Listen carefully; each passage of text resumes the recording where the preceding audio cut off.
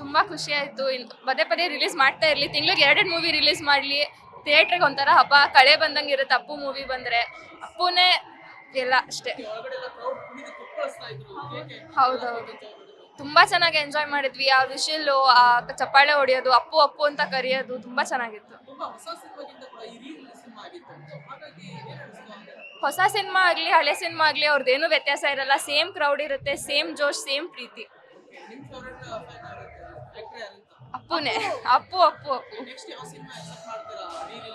ಪರಮಾತ್ಮ, ಪೃಥ್ವಿ, ಎಲ್ಲ ಮಾಡ್ಲಿ. ನನ್ನ ಪ್ರಕಾರ ಸ್ಟಾರ್ಟಿಂಗ್ ಇಂದ ಅವ್ರದ್ದು ಫಸ್ಟ್ ಇಂದ ಈಗ ಅಪ್ಪು ಬಿಟ್ರು, ನೆಕ್ಸ್ಟ್ ಅಭಿ, ಆಕಾಶ್, ಅದೇ ತರ ಎಲ್ಲ ರಿಲೀಸ್ ಮಾಡ್ಕೊಂಡು ಬಂದ್ರೆ ಚೆನ್ನಾಗಿರುತ್ತೆ.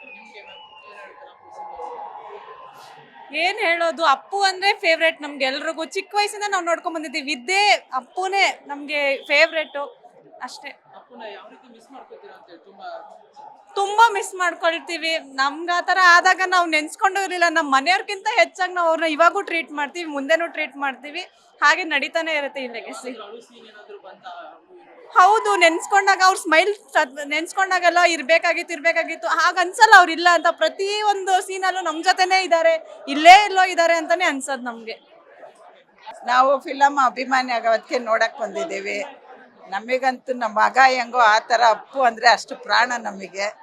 ತುಂಬ ಚೆನ್ನಾಗಿ ಫಿಲಮ್ ನೋಡಿದ್ಕಂತೂ ಇನ್ನೂ ಖುಷಿ ಆಯಿತು.